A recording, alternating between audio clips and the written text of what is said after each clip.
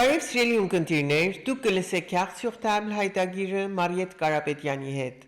Դուք կրնակ մեզ լսել նաև Facebook Live-ի, YouTube-ի կամ մեր ապլիի միջոցով, ուր որ գտնվիք։ Այսօրվա մեր քննարկման նյութը Հայաստանի արդարադատությունն է։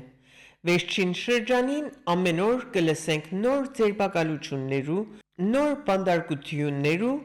այնպիսի մարդկանց մասին, որոնք մինչ օրս ճանաչված են միայն իրենց հայրենասիրության, ազգային հասկացողություններու կամ արժեքներու համար։ Այս նկատելի անձանց շարքին է Միքայել Սրբազան Աճապահյանը, որը իր դատավարության պատասխանի իրավունքեն օգտվելով հայտնեց, թե ոչ մեկիդ նկատմամբ չարություն չունեն, միայն խղճահարություն։ Մեղադրող կողմին ու դատավորին ըսավ Շիրակի թեմի առաջնորդ Միքայել arczepiskopos Աճապահյանը։ Հիշեցնենք, թե Միքայել Սրբազանը մեղադրված էր իր հայտնած կարծիքի համար, թե Հայաստանի մեջ իշխանափոխություն պետք է տեղի ունենա եւ այս արտահայտությունը դատավարության վերջավորության արժանացավ 2 տարվա բանտարկության։ Արդյոք խոսքի եւ մտքի ազատության իրավունք այլևս չկա մեր դեմոկրասիի բաստիոնի մեջ։ Կան նաև 18 արդարներ, որոնք մաս կգազմեն Սրբազան շարժման Բագրատ Սրբազանի գլխավորությամբ։ Այս շարժումը նաև հավաքներու ու ցույցերու միջոցով կմատնանշեր իշխանության ազգակործան քայլերը եւ կքաջալերեր իշխանափոխության։ Բայց ցույցերու միջոցով չէր, որ 2018 թվականին Նիկոլ Փաշինյան հասավ իշխանության, հապա ինչու այսօր նույն աշխատելավոճը կքրեականացվե։ Քաղբանդարկյալներու շարքին է նաև Սամվել Կարապետյանը, սփյուռքահայ գործարանատեր, որ իր դեմ հարուցված մեղադրանքները մեկ առ մեկ չեղարկվել է վերջ, նոր մեղադրանքներ կառաջադրվեն ու ինք կմնա բանտի մեջ։ Դեռ ավելին, իշխանությունները կուզեն յուրացնել եւ ազգայնացնել Սամվել Կարապետյանի ունեցվածքը, Տաշիր Գրուպ եւ մանավանդ Հայաստանի էլեկտրական ցանցը, որու հետ աշխատակցելու համար պայմանագիր ստորագրված է հենց նույն իշխանություններու հետ։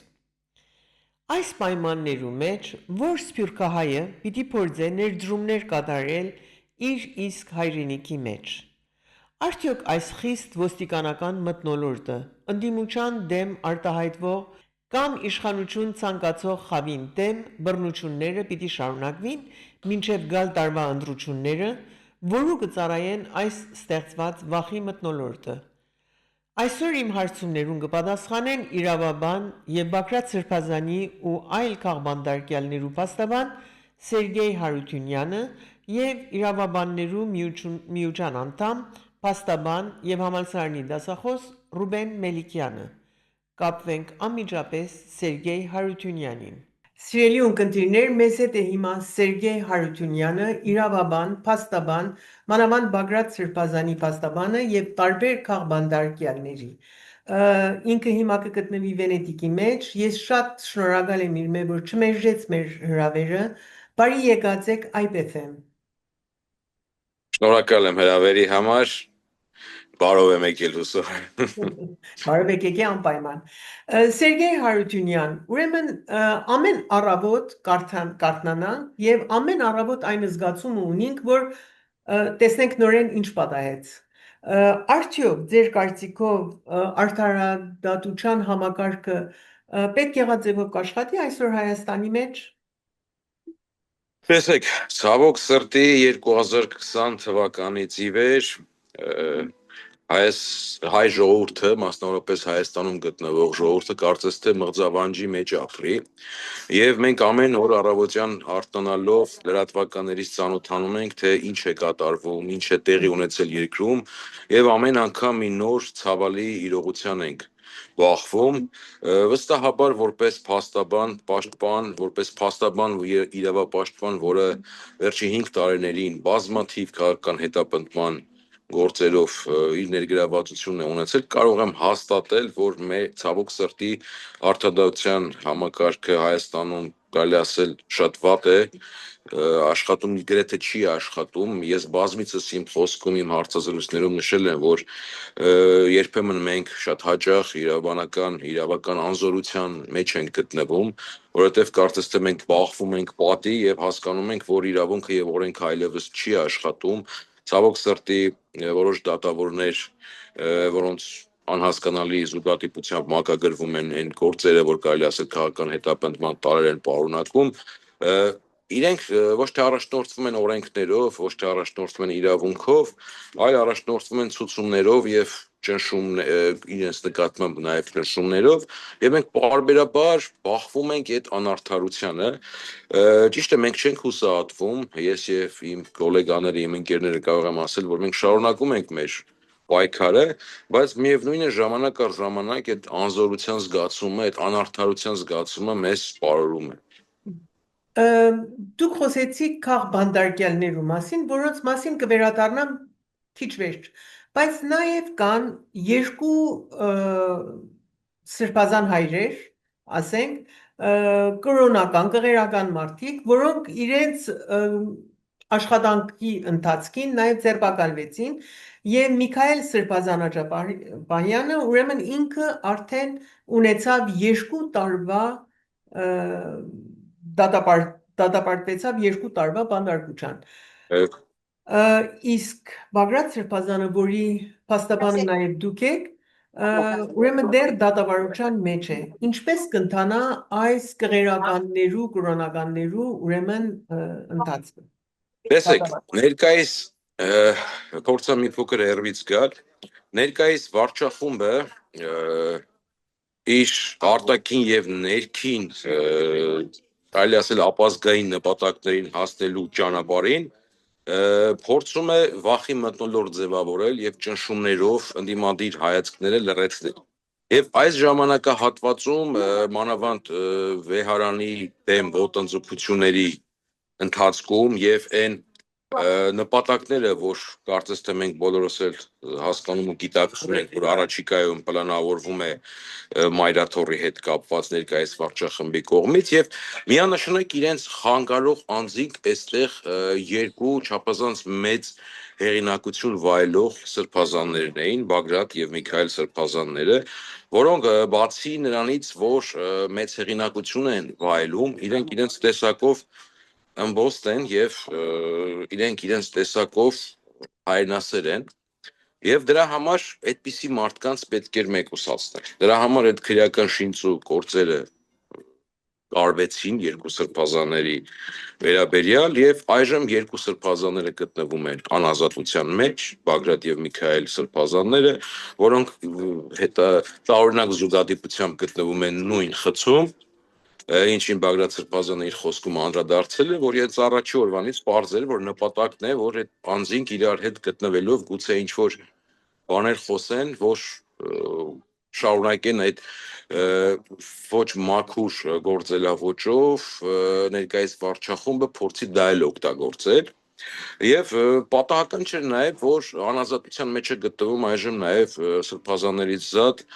Սամվել Կարապետյանը, որը նույնպես հեղինակություն վայելող անձ էր եւ միանշանակ նրա խոսքը կարևոր այդ շրջադարձային պահին կարող էր ինչ որ առումով խոչընդոտ հանդիսանալ ներկայիս վարչախմբի համար։ Դրա համար հեղինակություն վայելող անձինք անազատության մեջ են, դրա համար Հայաստանում կան բազմաթիվ շինծ ու նմանատիպ գործեր, որոնցով փորձում են մեկուսացնել մարդկանց, որոնցով փորձում են վախի մթնոլորտ առաջացնել։ Տեսեք, նույն Բագրատ Սրբազանի գործի շրջանակներում այժմ եւս 17 անձ, 17 արդար անձ անազատության մեջ է։ Եվ դա ինչ է նշանակում, այսինքն այդ մարդկանց մեկուսացնելով, որոնց մեջ կան անձինք, որոնք ունեն առողջական չափազանց լուրջ խնդիրներ, որոնց մեջ կան կանայք, այսինքն այդ անձանց մեկուսացնելով ներկայիս վարչախումբը առաջնային մի խնդիր է լուծում, ցույց է տալիս, որ տեսեք հաջորդ թիվ կարող է դեզնից յուրաքանչյուրը այդ վիճակում հայտնվել եւ այդպես փորձում է վախ առաջացնել։ Սրբազանների պարագայում բացի վախ առաջացնելը կարծում եմ նաև նպատակներ հաջորդիվ, եթե ինչ-որ ոտնձգություններ լինեն, կրկնում եմ, եկեղեցու դեմ, այդ մարդիկ իրենց հեղինակությամբ, իրենց հասարակության մեջ ունեցած դիրքով չկարողանան կանգնել եկեղեցու կողքի։ Նաև սրանով փորձ արվեց այլ հոգևորականների, այլ բարձրաստիճան հոգևորականների վախեցնել, ցույց տալով, որ տեսեք, եթե Միքայել ու Բագրատ սրբազաններն անազատության մեջ են, մյուս սրբազանները շատ ավելի հեշտությամբ կարող են անազատության մեջ լինել, որովհետև եթե Բագրատ սրբազանի կողքին օրինակ կար մեծ հանրություն, լսել ենք չէ՞ օրինակ անցած տարվա Ցույցերը, միտինգների, ակցիաների, ցույցերի ժամանակ ինչ բազմամարդ էին։ այո։ Դրա համար այդ քայլով իրենք մի քանի խնդիր լուծեցին։ Առաջին հերթին մեկուսացնել, երկրորդ հերթին վախ առաջացնել եւ միևնույն է իրենց մոտ չի ստացվում այդ մթնոլորտը երկրում փոխել եկեղեցու դեմ գնալու, դրա համար էլ իրենք ամեն կերպ փորձում են ձգձգել հասկանալու համար թե ինչ ոչ մաքուր ճանապարհներով, ինչ հոգևորականների իրենց դաշտը տանելով փորձեն իրենց ոչ ոնց ինչ բառ ասեմ, էլի մի քիչ դժվար է եթերային բառ ասելը, բայց ամեն դեպս այդ ապազգային հակաքրիստոնեական քայլին գնալու համար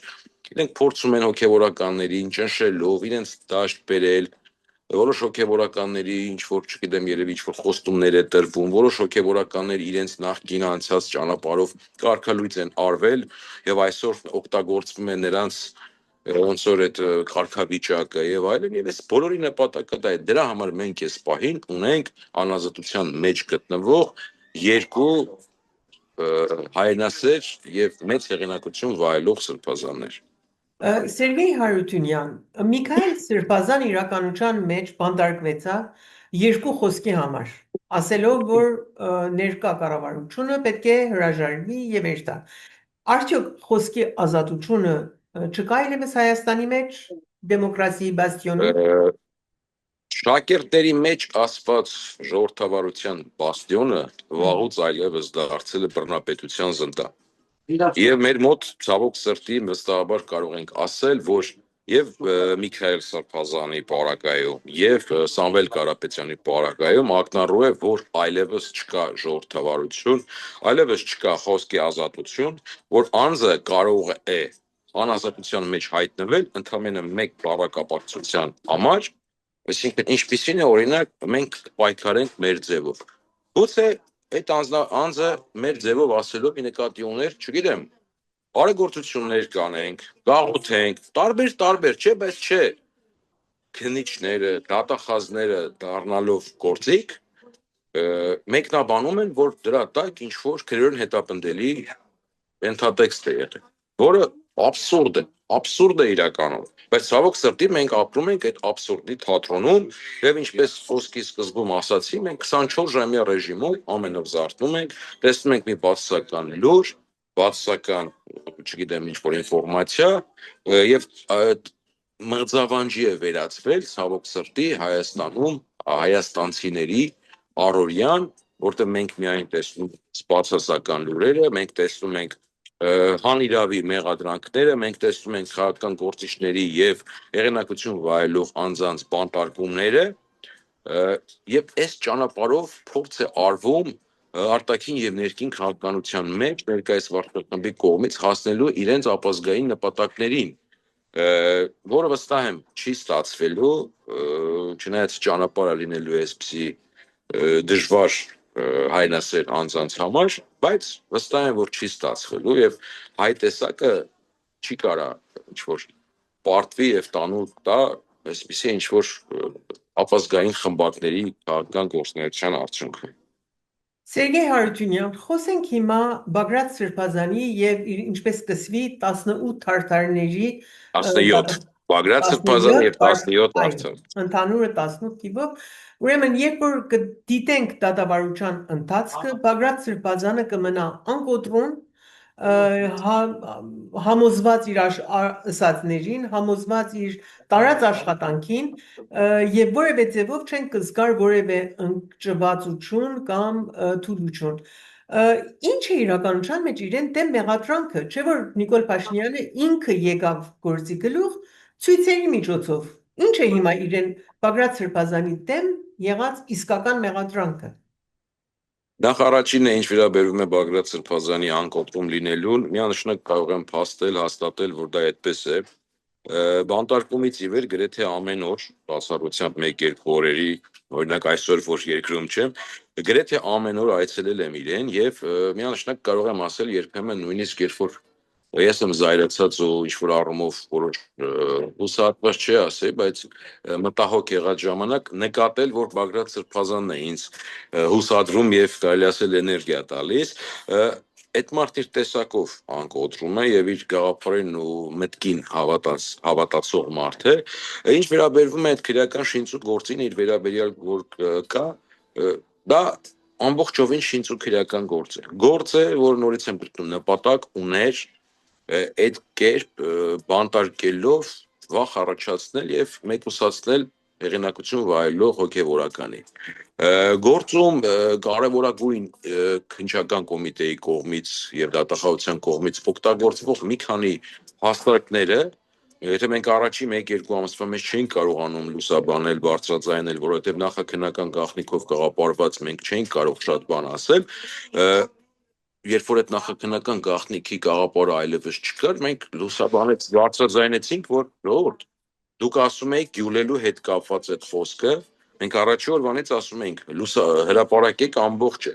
Հրապարակումից հետո պարզ դարձավ, որ այդ գյուլել ասվածը դա վերաբերվում է մահապատժին եւ դա վերաբերվում է իշխանության գալուց հետո մահապատիժը երկրում օրինականացնելու պարագայում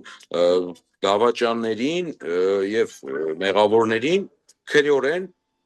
դատապարտել, այսինքն իրավական ճանապարհով, բայց դա օգտագործել որպես ցույց տալու համար իբր թե Բագրատ Սրբազանը ահաբեկչություն է նախապատրաստել, դա էժան շահարկում էր, բայց ցավոք սրտի քննչական կոմիտեի ղեկավարը գլխավոր դատախազը հանրային հեռուստաընկերությամբ ոչ ճիշտ լուր տալով փորձում էին հանրության մոտ տպավորություն ստեղծել, որ խոսքը գնում է ահաբեկչության մասին, բայց այն դեպքում, որ ապացուցվեց արդեն, որ դա այդպես չէ, բայց տպավորություն է ստեղծվում, որ կարծես թե իրենք առաջնորդվում են այն գաղափարով, որ տեսեք, գուցե 10 անց հեռուստաընկերությամբ, հատկապես հանրային հեռուստաընկերությամբ տեսնի իրենց ասածը, իսկ փաստաբանների, իմ եւ իմ գոլեգաների կողմից հակընդդեմ հրապարակումները, քանի որ մեզ հնարավորություն չի ընձեռվում հանրային հեռուստաընկերությամբ խոսելու, գուցե 5 մարդ տեսնի։ Հասկանում եք, այնտեղ նույն կերպ խոսք էր գնում ինչ-որ մեխերի գամերի մասին, որի թե պետք է կամ ինչ-որ խոտի տուկերի, այսինքն խոտի այրման մասին, որը նույնպես Երբ որ քրեական գործի մանրամասները նայում ենք, պարզվում է, որ այդպիսի բան չկա։ Երբ որ ինչ-որ մեկը ասած է լինում այդպիսի գաղափար, Բագրատ Սրբազանը ասում է, մենք լուրջ բաներից ենք խոսում, անցանք, այդպիսի բան չի արվելու։ Բայց դա բերել, ներկայացնել, այսինքն գիտեք, կենցաղային խոսակցություններ, խոհանոցում մարդիկ նստած զրույցի են եղել, մեկը ինչ-որ միտք, կարող է թեկուզ աբսուրդային միտք, բայց Բագրատ Սրբազանը իրավունքի դաշտից երբեք դուրս չի եկել եւ այդ զրույցների մեջ ակնհայտ է, որ ասում է, չէ, այդպիսի բան չի կարա, այդպիսի բան օրենքով չէ, բայց այդ ամենը չկա կոնտեքստում, վերված է մեջից, հանված է ինչ-որ հատված եւ որը շահարկելով փորձում են տպավորություն ստեղծել, որ այդպես։ Իսկ Սամվել Կարապետյանի պարագան ինչպես է, որովհետև ինքը կրոնական չէ, ինքը պարզապես գործատեր, հայրենասեր եւ այլն եւ ինչը իրեն շուրջ եղած մեղադրանքները եւ ինչ կսպառնա իրեն այսօր։ Արդյոք Նիկոլ Փաշինյանը կվախնա իրականության մեջ իշխանությունը ձեռք առնելու պատճառով, թե ուրիշ պատճառ կա, հիմքեր կան։ Միանշանակ դա է պատճառը, որովհետև ներկայիս վարչախումբը հատկապես վերջի տարիներին ամեն հնարավոր եւ անհնարը միայն անում է, որպեսզի իր իշխանությունը պահի։ Իր իշխանության պահպանմանը կարող էին խոչընդոտել Մայրաթորը, որովհետև հայ առաքելական Սուրբ եկեղեցին չափազանց մեծ հեղինակություն է վայելում հայ ժողովրդի մոտ եւ հայապահպան դեր է կատարում հայերենիք սփյուռք նաեւ կապի մեջ եւ իրենց խոչընդոտում էր եկեղեցին, իրենց խոչընդոտում էին հեղինակություն վայելող անձինք, ինչպիսին էր օրինակ Սամվել Կարապետյանը, որը ամենամեծ բարերարություն, բարեգործություն արած գործարարն է որը գտնվելով դրսում երկար ժամանակահատված իր բարեգործությամբ միշտ կանգնած է եղել եւ Արցախ աշխարհի եւ Հայաստան աշխարհի կողքին եւ բացի այն, որ այդ մարդը մեծ հեղինակություն էր վայելում, մեծ ռեսուրսներ ուներ, նաեւ ուներ բազմաթիվ աշխատակիցներ եւ համախոհներ եւ դրա համար այդ անձը պետք է մեկուսացված լինի նաեւ Սամվել Կարապետյանին մեկուսացնելով, Սամվել Կարապետյանին բանտարկելով, փորձում են նաև վախեցնել մյուս հայ գործարարներին, որոնք Սփյուռքից, լինի Ռուսաստանից, լինի ԱՄՆ-ից, լինի Եվրոպայից, միշտ կանգնած են եղել հայրենիքի կողքին եւ այս քայլով նաև մեսիջը արվում այդ բոլոր անձանց։ Սերգեյ Հարությունյան, ինչքան լսեցինք, հետևելով լուրերին, այն էր, որ նաև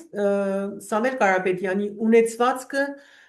իշխանությունները յուրացնելու գործընթացի մեջ են։ Արդյոք այդ հնարավորությունը կա։ Տեսեք, այս քայլով նաև ես կարծում եմ հակասահմանադրական քայլով, երբ որ հեծը ազգայնացվեց, նաև վտանգավոր նախադեպ է ստեղծվում, որ հաջորդիվ մի շարք, այսինքն sense կարճ ասած, այն գործարարը, որը հաջորդիվ ցանկանում էր գալ եւ իր հայրենիքում ներդրում կատարել, այժմ հասկանալու է, որ իր ունեցվածքը, իր գույքը ապահովագրված չէ, որ իր իրավունքները ապահովագրված չեն, ոչ միայն միջազգային արբիտրաժային դատարանով, այլ նաև ներպետական օրենսդրությամբ, հետևաբար ինքը այդքան է գիտակցելով, այլևս չի գալու հայրենիք եւ ներդրում չի անելու։ Ստացվում է կարծես թե այս քայլով իշխանությունները նաև այլ խնդիր են լուծում, փորձում են սփյուռքահայ հայրենասեր գործարարներին հեռու մղել հայրենիքից, իսկ ինչ վերաբերում է գույքը ազգայնացնելուն, գիտեք, մեր երկրում այլևս ամեն ինչ սպասելի։ Եթե մարդը կարող է մեկ բառակապակցության համար անազատության մեջ գտնվել, եթե նմանատիպ խոսքի պարագայում մեկ անձի նկատմամբ կարա կոնկրետ Միքայել Սրբազանի պարագայում նախաքննությունը ու դատաքննությունը ընդգծված արագ անցկացվի եւ 2-3 ամսվա մեջ արդեն ունենանք դատավճիռ, ստացվում է Սամվել Կարապետյանի դեպքում հակառակ փութաջանությունն է, հակառակ ջանասիրությամբ են աշխատում քննիչները, կարծես թե դանդաղ շտապողականությամբ չեն շտապում, այստեղ էլ նպատակն է այդ մարդուն հնարավորինս երկար պահելն է անազատության մեջ, այդ կերպ փորձելով եւ իրեն ճնշել, եւ իրեն մեկուսացնել քաղաքական հետագա զարգացումներից եւ ընտրություններից, նաեւ այլ գործարարների նկատմամբ վախ առաջացնել։ Սերգեյ Հարությունյան, մենք հիմա խոսեցինք քանի հանրահայտ քաղբանդարկյալներու մասին, արդյոք շատ կան թե քաղբանդարկյալներ, որոնց մասին չի խոսվի կամ քիչ կխոսվի կամ Տեսեք, ես իմ վերջի 5 տարիների գործունեության ընթացքում միանշանակ կարող եմ փաստել, որ ես բազմաթիվ նմանատիպ գործեր եմ ունեցել։ Ես ունեցել եմ գործ, երբ որ քաղաքական գործիչ Արամ Հարությունյանի նկատմամբ ընդամենը հանրահավաքի ժամանակ ելույթի համար երկու տարբեր հոդվածներով նույն ելույթի համար քրեական գործ են հարուցել եւ դերևս այդ փուլը շարունակվում է, մենք հաղթել ենք առաջացյանում, հետո դատախազությունը վերաքննիչով հետ է բերել, հետո նորից նույն կերպ ես կարող եմ ասել, որ կանադահայ բարերար մեծ հայրենասեր Արցախյան պատերազմի մասնակից Հրաչ Ջաբրայանի նկատմամբ էին արհեստական վարույթ քրեական գործ հարուցել ընդամենը մի Facebook-յան գրառման համար հայ հեղափոխական դաշնակցության կուսակցությունից բազմաթիվ տղաների նկատմամբ գործեր են հարուցել եւ ես իրենց կողքին եմ եղել այս ընթացքում, նորից մատնանշեմ օրինակ Գերասիմ Վարդանյանին, որի անձի հետ պայմանավորված 10-ից ավել քրեական գործեր էին հարուցել, 9-ով արդեն արդարացում ունի Գերասիմ Վարդանյանը, դեռևս 2 շինծու գործ շարունակվում է եւ պարզ է չէ, որ այդ գործերի նպատակն է այսինքն մարդկանց մեկուսացնել, մարդկանց հեռու պահել քաղաքականությունից, այլ անձանց վախեցնել, որ տեսեք, այս մարդկանց տարան, կալանավորեցինք, ձեզ էլ կտանենք, ձեզ էլ կալանավորենք, խելոք նստեք ձեր տեղը, քաղաքական դիրքորոշում մի ցույց տվեք, մի ունեցեք, բայց այսպես գիտեք, այդ անզորության զտպանակը մարդկանց մոտ սեղմվում է, որը բացասական հետևանքների է բերում։ Որոշները արտագաղթում են, որոշները անզորությունից կարող է ճարահատյալ քայլերի գնան, որը մեզ ընդհանրապես պետք չի։ Մեր փոքրիկ տարածաշրջանում ոչ բարեկամական երկրներով շրջապատված փոքր հանրապետությանը, որը այս պահին կառավարող վարչախմբի ապաշտոր գործնեության արդյունքում կարելի ասել արտաքին հարաբերություններում մեծ խնդիրներ ունի, մեզ այդ ամենը չափազանց վտանգավոր է, կարծես թե ներկայիս վարչախմբի նպատակն է, որ հնարավորինս շատ մարդիկ արտագաղթեն, հնարավորինս շատ մարդիկ անզորությունից եւ այս անարդարության զգացումից հեռանան երկրից, որպեսզի, չգիտեմ, Հայաստանը ոչ հայերով բնակեցնեն, ինչևէ, Իսկ ես կարծում դատավճիռները վերանայելու կամ բեկանելու գործընթացը ինչպես է։ Արդյոք կհամապատասխանեն միջազգային նորմերին, թե ընդհանրապես չէ։ տեսեք, ինչ վերաբերում է մեր օրենսդրությունը որպես իրավաբան կարող եմ միանշանակ ասել, որ միջազգային չափորոշիչներին լիարժեք համապատասխանում է եւ չի զիջում որևէ երկրի, եթե ոչ շատ երկրներից էլ կարելի ասել առաջ են գնացել օրենսդրական բարեփոխումներով, նախկինում որոշակի դրական քայլեր կար մի դրական տենդենց մինչև 18 թիվը, որ գնալով մենք ունենում էինք նոր ազատամիտ երիտասարդ սերնդի դատավորներ, որոնք գնալով կայացնում էին եւ կայացման ինչ որ գործընթաց էր սկսել դատական իշխանություն։ Ցավոք 18 թվականից սկսած մենք ունեցանք արատավոր տխուր դեպքեր, երբ որ ոչ իշխանահաճո որոշման համար դատավորը կալանավորվեց, դատարանները շրջափակվեցին, մի շարք դատավորներ կորցրեցին իրենց աշխատանքը եւ այդ վախի մթնոլորտը հասավ նաեւ դատական իշխանություն եւ շատ դատավորներ, որոնք օբյեկտիվ էին, արդարամիտ էին եւ համապատասխանում էին դատավորի են բարի են իմաստին, այլևս լարված եւ կաղապարված են եւ հասկանում են, որ ցանկացած ոչ ցանկալի որոշման դեպքում իշխանություններին իրենք կհայտնվեն նույն իրավիճակում։ Եվ տեսեք,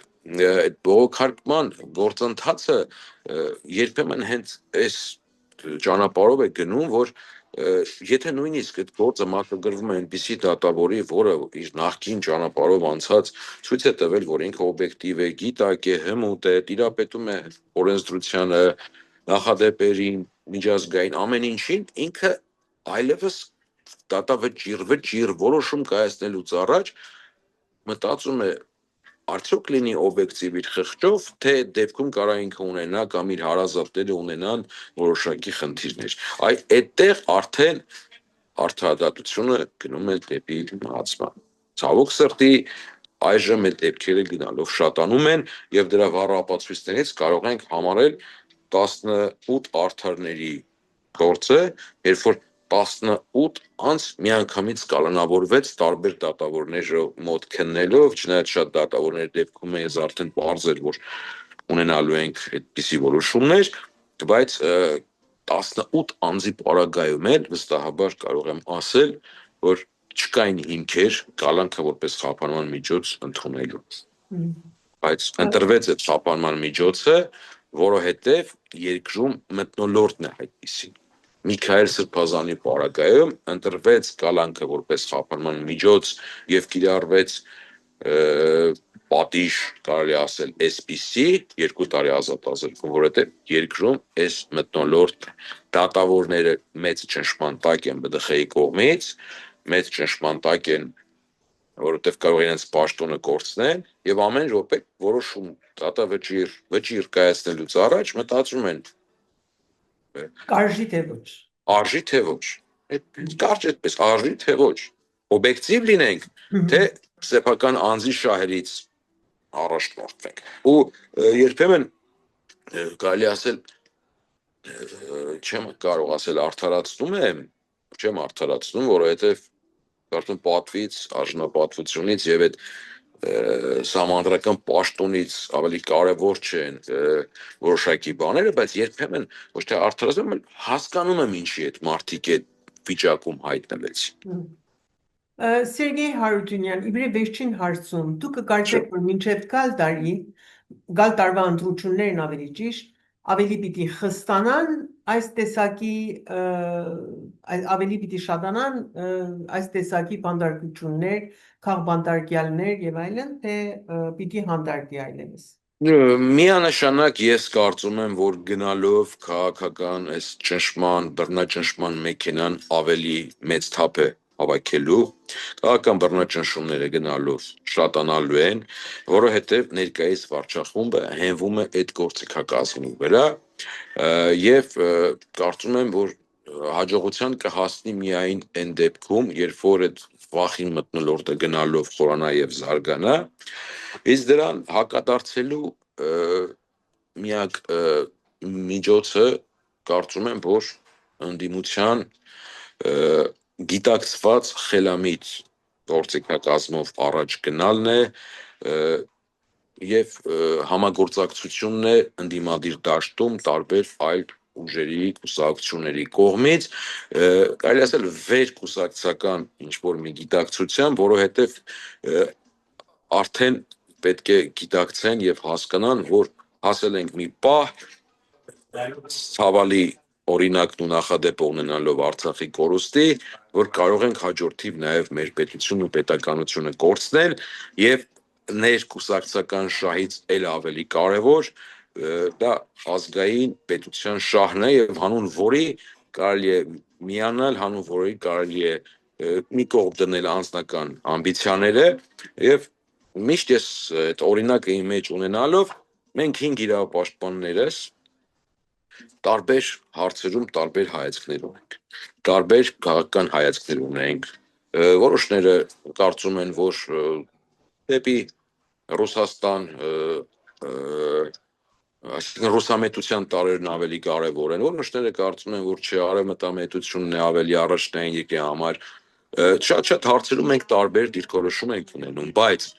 բոլոր հարցերում, երբ որ մենք որոշում ենք կայացնում, մենք ունենում ենք կոնսենսուսային որոշում, որովհետև մենք ունենք մի նպատակ։ Մեր նպատակը ուժեղ իրավական պետությունն է եւ իրավունքի գերակայությունն է եւ հանուն դրա մենք երբեմն մեզնից որոշները իրենց ինչ որ անձնական ամբիցիան կարող է թողնել հանուն նպատակ։ Ես կարծում եմ այդպես պետք է կուսակցական բոլոր գործիչները մտածեն, որ հանուն հայրենիքի երբեմն պետք է ինչ-որ մի բան զիջել, որպեսզի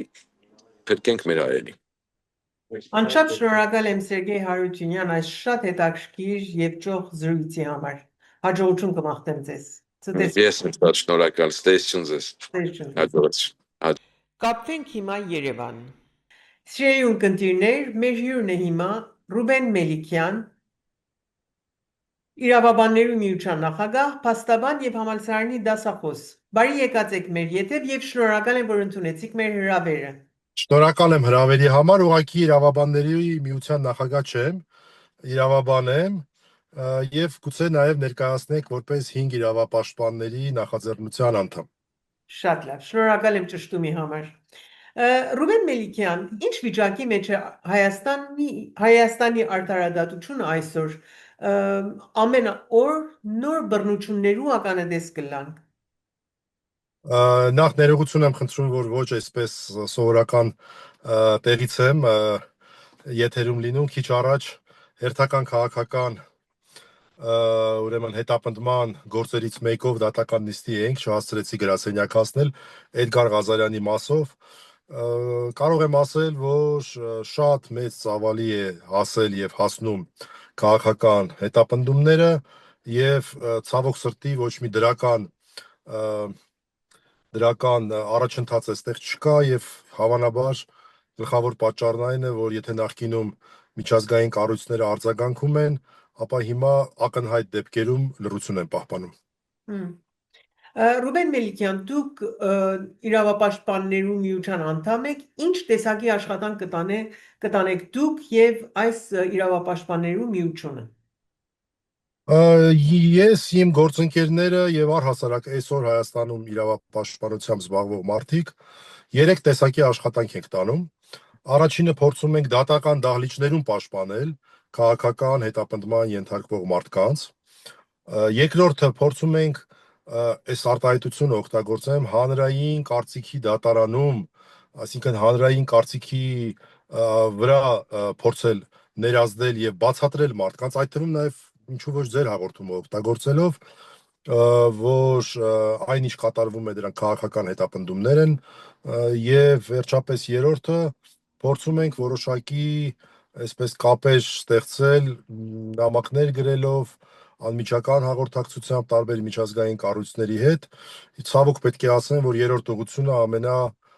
թերի ուղղությունն է, որովհետև քաղաքական պատճառներ։ Մյուս երկուսով փորձում ենք ինչ-որ արդյունավետություն ցույց տալ։ Ռուբեն Մելիքյան, ըստ ձեզի քիչ առաջ նաև խոսեցաք այդ մասին, հանրային օրակարգ պետք է ձևավորվի, որպեսզի պայքարեն քաղբանդարկյալներու հարցերով զբաղվելու համար։ Այս, ասենք, հանձնաժողով կամ հանրային այդ ձևավորումը որ պիտի տա, ովքեր պիտի մասնակցեն եւ ինչ անելու համար։ Շատ շնորհակալ եմ, որ այս հարցի մասին խոսում եք, շատ ենք կարևորում, որպիսի քաղբանտարկյալների պաշտպանության հարցը որակապես փոխվի մեր երկրում։ Հատվածական առանձին դրսևորումների վիճակից պետք է դուրս գանք։ Կան մարդիկ, ովքեր որ քաղբանտարկյալ են համարվում որոշ խումբ անձանց կողմից, կան մարդիկ, որ մյուսների կողմից, կան մարդիկ, որ շատերի, քչերի, կան մարդիկ, որոնցով զբաղվում են, կան մարդիկ, որոնցով շատ չեն զբաղվում։ Այս իրավիճակը պետք է փոխվի։ Մեր առաջարկն այն է,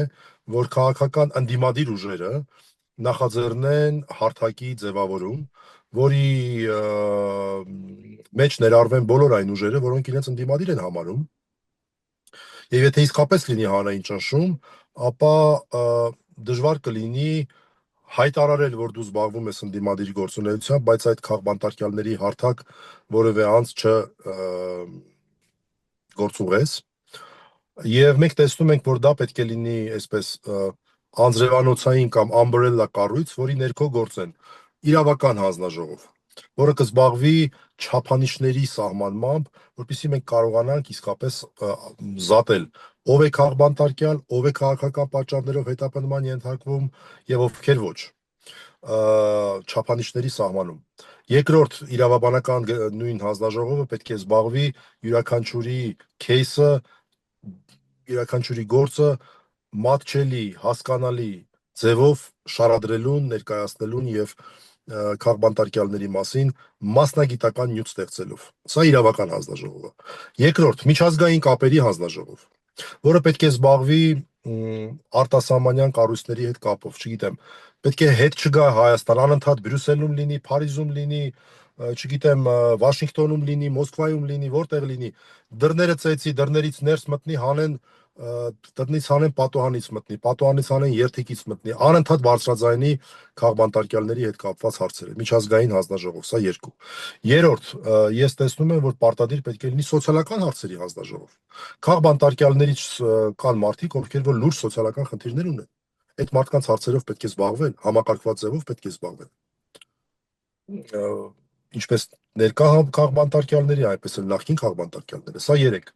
Չորրորդ, հանրության հետ կապերի այսպես որոշակի հանձնախումբ պետք է լինի, որ կարողանա հանրության հետ աշխատանքը համակարգել, հանրությանը ճիշտ ձևով մատուցել քաղբանտարկյալների հետ կապված հարցերը ներկայացնել, որ ինչու են մեկին համարում քաղբանտարկյալ, մյուսին չեն համարում քաղբանտարկյալ եւ այլն։ Այսինքն, այսպես ասած, PR աշխատանքով զբաղվող գործառույթ ունեցող կառույց եւս պետք է պարտադիր լինի։ Ընդհանուր առմամբ այսքանը, էլի ինչ որ գաղափարներ մենք ունենք, բայց ես ընդհանուր գծերով ներկայացրեցի եւ հուսով եմ, որ մինչեւ Հայաստանում նախընտրական վիճակի գալը, երբ որ բոլորին կհետաքրքրի բացառապես ընտրական գործընթացները, մենք կարողանանք ապահովել հանրային պահանջ քաղբանտարկյալների հարցով զբաղվելու։ Վերջում ընդամենը ասեմ, որ իմ գաղափարն այն է, դա քննարկելի է իհարկե, որ այն կոչվի լուսահոգի քաղբանտարկյալ Արմեն Գրիգորյանի անունով, որը թերևս առաջիններից մեկն էր, որ դարձավ այս ռեժիմի քաղաքական հետապնդումների զոհը։ Ձեր կարծիքով շատ են քաղբանտարկյալները այսօր։ Այս պահի դրությամբ իմ պատկերացմամբ մենք ունենք 20-ից ավել քաղբանտարկյալներ։ 20-ից ավել 30-ի կարգի քաղբանտարկյալներ, տնային կալանքը նույնպես մենք համարում ենք քաղբանտարկյալներ, տնային կալանքի տակ գտնվող անձինք, իհարկե իրավիճակները որոշ առումով տարբեր են։ Դե եկեք հաշվենք, 18 արդարների գործով 17-ը անազատության մեջ են։ Սրբազան շարժման Բագրատ Այո, Սրբազանի գլխավորությամբ։ Բագրատ Սրբազանի շարժման մասին է խոսքը։ Այո։ 18-ից 17-ը անազատության մեջ են։ 17-ից 2-ը տնային կալանքի ներքո էին, Փառք Աստծո երեկվանից եւս 2-ը ավելացան տնային կալանքին, այսինքն 13-ը բանտային կալանք, 4-ը տնային կալանք։ Միքայել Սրբազանը միանշանակ համարում ենք քաղբանտարկյալ։ Սամվել Կարապետյանը միանշանակ համարում ենք քաղբանտարկյալ։ Ընդամենը 2 օր առաջ անազատության մեջ վերցված այն մեր անհայտ կորած տղայի ընտանիքի անդամը հորեղբայրը, որը երևի հայրություն կարելի է ասել, որովհետև հայրն էլ հայր չունի, հայրը նույնպես զոհված է պատերազմի ժամանակ։ Այդ անհայտ կորած տղայի մասին է խոսքը, նրան ես միանշանակ համարում եմ քաղբանտարկյալ։ Հենց հիմա գտնվում եմ Զեյթունի ոստիկանության մոտ, հենց այստեղ ենք մենք 3 ամիս առաջ, երբ որ այսպես strike body գործով 18 տարեկան ամենաերիտասարդ քաղբանտարկյալ Անդրանիկ Չամիչյանին բացարձակապես շինծու գործով անազատության մեջ վերցրեցին, 2 ամիս բանտային կալանքի ներքո էր, հիմա տնային կալանքի ներքո է։ Նրան համարում եմ քաղբանտարկյալ։ Մարդիկ կան, որոնց գոյության մասին մենք անգամ չգիտենք, որոնք քաղբանտարկյալ են։ Ես մեկ օրինակ եմ բերել, որովհետև տեղակ եմ։ Ընդհանրապես մի քաղաքացի, որ որևէ քաղաքական գործունեությամբ չի զբաղվում, քաղաքացի է, որ իր ցավն է արտահայտել, ինչ որ արտահայտություններ է գրել սոցիալական ցանցով, սոցիալական ցանցը իր լայն այսպես ընկալելիություն չունի, շատ քիչ մարդիկ են կարդում եւ տարել են մարդուն դատել են 2 ամսվա ազատազրկում են տվել, այս պահին այդ մարդը կրում է ազատազրկում պատժատեսակը Արմավիր քրեակատարողական հիմնարկում։ Սարգիս Մելքոնյան, սովորական մարդ, ոչ մի քաղաքական գործունեությամբ չի զբաղվում։ Իրեն նույնպես համարում եմ քաղբանտարկյալ։ Եվ այլն, այսքանը այս պահին ինձ թվում է Ռուբեն Մելիքյան, ստանալսենք։ դուք քիչ առաջ խոսացիք, թե այս հարցերը պետք է նաև ներկայացնել միջազգային հարթակի վրա։ Արդյոք ձեր կարծիքով այսօր Հայաստանի արդարադատական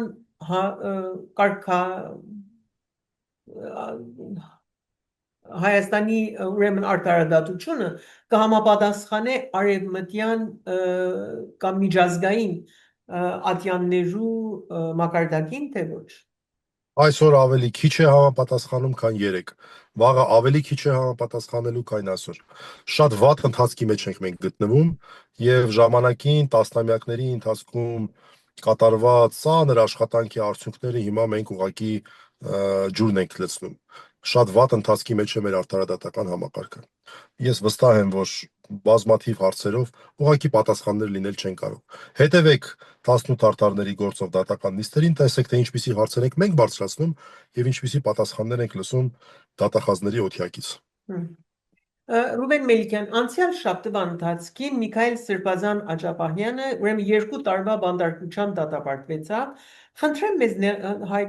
ներկայացրեք, թե ինչ էր իր մեղադրանքը։ Իր մեղադրանքը ես 2 բանի մասին խոսեմ Միքայել Սրբազանի գործով, 2 հարցի մասին։ Առաջինը արդյոք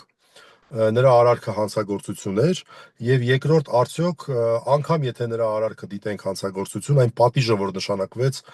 համաչափ էր թե անհամաչափ մեծ էր։ Առաջին հարցին անդրադառնամ, արդյոք հանցագործություն էր թե ոչ։ Իրավաբանները լավ գիտեն, որ գոյություն ունի կրկին դատվելու անթույլատրելիության սկզբունք։ Եթե մի անգամ քննում են ինչ-որ մեկի արարքի հարցը եւ որոշում են, որ այդտեղ հանցագործություն չկա, ուրեմն երկրորդ անգամ այլևս չեն կարող քննել։ Միքայել Սրբազանի գործով մենք ուղիղ խնդիր ունենք հենց այս սկզբունքի անթաքույց խախտման հետ։ Միքայել Սրբազանը ժամանակին որոշակի արտահայտություններ է արել, ոչ թե կոչ անելով, այլ իր կարծիքը արտահայտելով Հայաստանի այս ցաներ վիճակից դուրս գալու հետ կապված։ Մասնավորապես թե ինչպիսի դեր կարող են ունենալ այդտեղ ուժային կառույցների ներկայացուցիչները։ Okay, արել է արտահայտություն։ Կարևորը արտահայտությունը չէ, այլ այն ինչ արձագանք է ստացել պետության կողմից։ Եղել է հանցագործության մասին հաղորդում, քննվել է այդ հարցը եւ որոշվել է, որ սա հանցագործություն չէ, վերջակետ։ Դրանից հետո Միքայել Սրբազանը երբեք նույն արտահայտությունները չի կատարել, ընդամենը նրան երբ հարցրել են, ասել են, այո, իմ կարծիքս չեմ փոխում։ Բայց որոշել են, որ Միքայել Սրբազանի, այսպես ասած, այդ քնչականի ձևակերպումն եմ ասում, նոր լույսի ներքո են դիտարկել իր այդ արտահայտությունը եւ որոշել են, որ չէ, իրականում եղել է հանցագործություն։ Ուղղակի абսուրդ, իրավական առումով абսուրդ։ Կրկին դատվելու անթույլատրելիության սկզբունքի կոպտագույն խախտում, ինչպես իրավաբաններն են լատիներեն բառով ասում, non bis in idem։ Չի կարելի երկու անգամ նույն բանի համար։ Խախտվել է ակնհայտորեն։ Բայց ավելի կարևոր եմ համարում երկրորդ հարցը։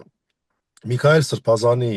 վերագրվող արարքը միջին ծանրության արարք է, ծանր չէ։ Միքայել Սրբազանը բացի այդ, որ հայ առաքելական եկեղեցու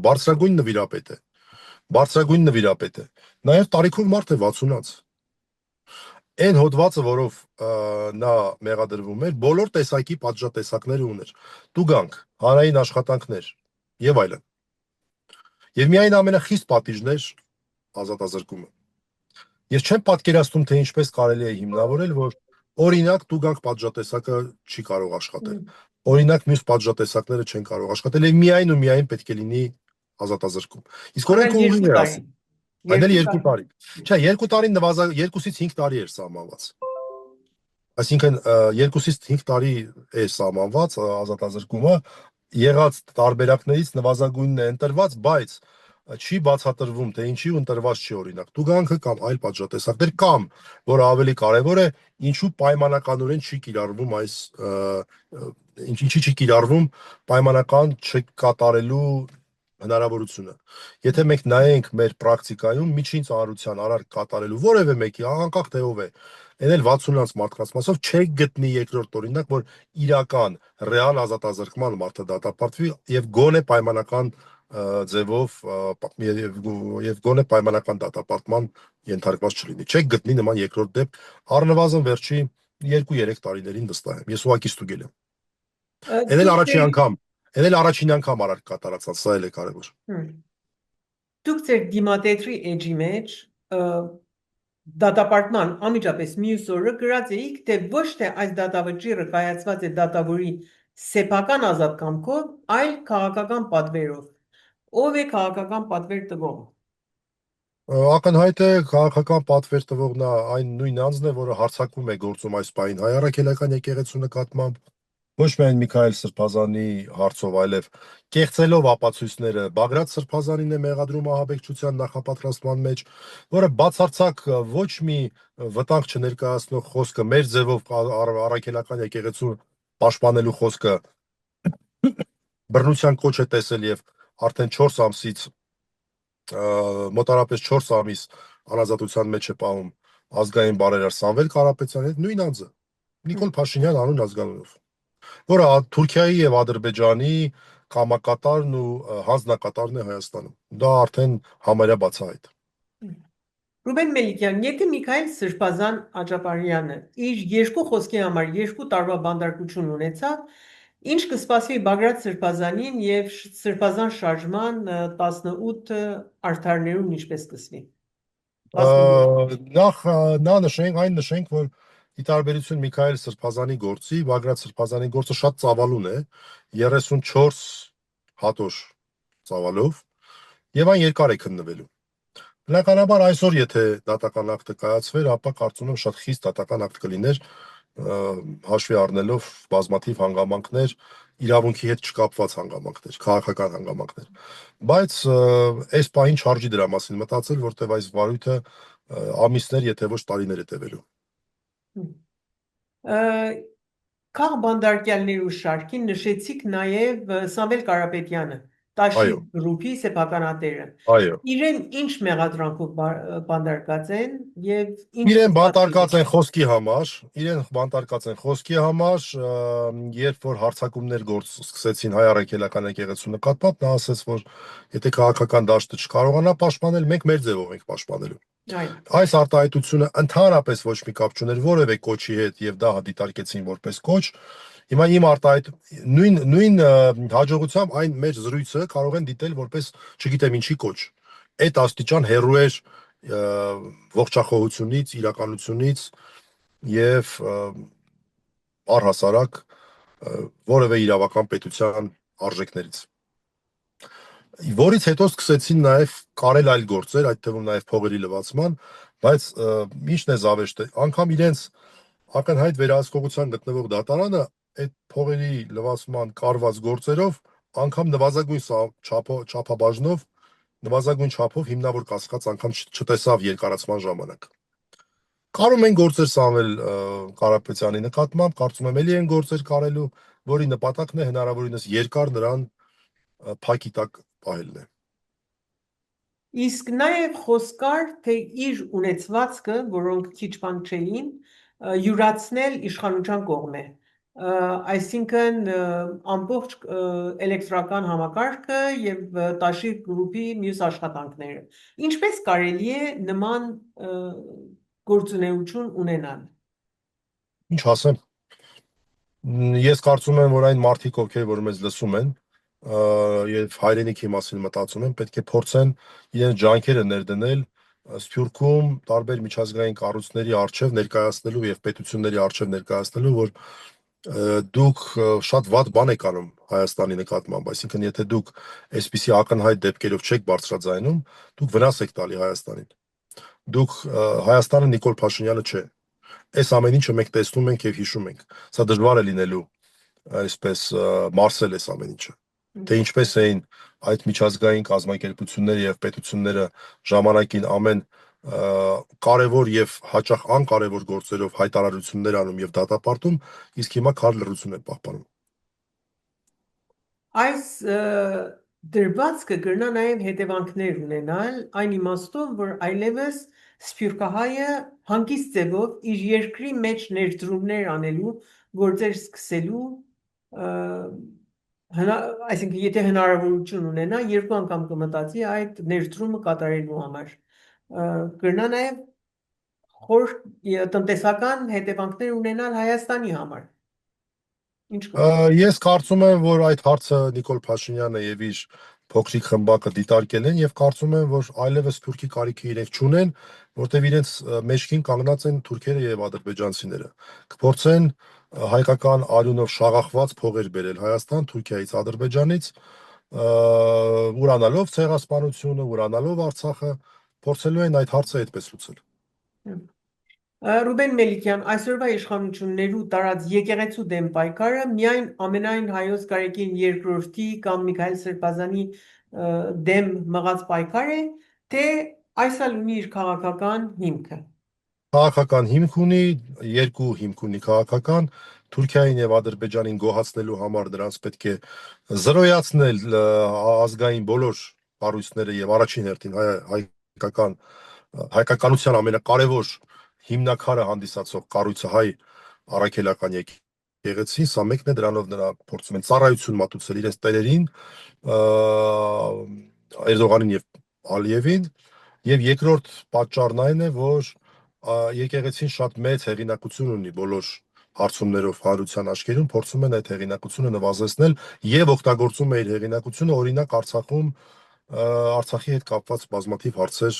բարձրաձայնելու համար։ Սա է, այլ բան պետք չի փնտրել։ Սա անձնական հարց չի։ Ոչ մի կապ չունի Գարեգին վեհապարի հետ կամ մեր եպիսկոպոսների հետ կամ մեր արժանապատիվ հայրերի հետ, ոչ մի կապ չունի։ Անձնական հարց չէ։ Նրանք ուզում են վերացնել հայ առաքելական եկեղեցին։ Անունը հայ առաքելական եկեղեցին կարող է պահպանվել որպես կառույց, բայց այլևս չի լինի այն, ինչ որ պետք է լիներ։ Դրանով է պայմանավորված նաև տարբեր քահանաներին ներգրավելու նրանց փորձերը, եղած խնդիրները ուռճացնելու փորձերը, չեղած խնդիրներ վերագրելու փորձերը եւ այլն։ Սա է։ Ռուբեն Մելիքյան, ձեր կարծիքով հիմա Նիկոլ Փաշինյանը իր օրինակը կառնե Թուրքիո նախագահ Էրդողանեն, Այո։ երբ լուրջ ընդդիմադիր նախագահական տեխնացում գտնվի, անմիջապես կբանդարկվի, ինչ որ պատճառով։ Նման բանդարկություններ Հայաստանի մեջ տեղի պիտի ունենան, մինչև գալ տարվա ընթացքը ընտրությունները։ Եթե վտանգ զգա Նիկոլ Փաշինյանը, անպայման նա ոչինչի առջև չի կանգնելու։ Եթե վտանգ զգա Նիկոլ Փաշինյանը, անպայման կբանտարկի։ Ով ուզում է լինի, նրա համար աշխարհի ամենակարևոր բանը իր իշխանությունն է։ Ուրիշ ավելի կարևոր բանն է քնում զարթնում իշխանության մասին է մտածում, իր զավթած իշխանությունը չկորցնելու մասին է մտածում։ Ես կարծում եմ, որ ամեն ինչ կարելի է եւ պետք է սпасել Նիկոլ Փաշինյանից եւ նրա փոքր խմբակից։ Իսկ քաղաքացիները ինչպես կրնան դեմ գնալ եւ իրենց իրավունքները պահանջեն։ Ամեն մեկը իր ձևով։ Իհարկե քաղաքացիների խնդիրը չի, այլ պետք է կազմակերպող ուժ լինի ընդդիմադիր, հուսանք, որ այդ ուժը կլինի։ Ես օրինակ կարևոր եմ համարում նաև impeachment-ի կամ պաշտոնանկության գործընթացը, որ ազգային ժողովում կարող է տեղի ունենալ,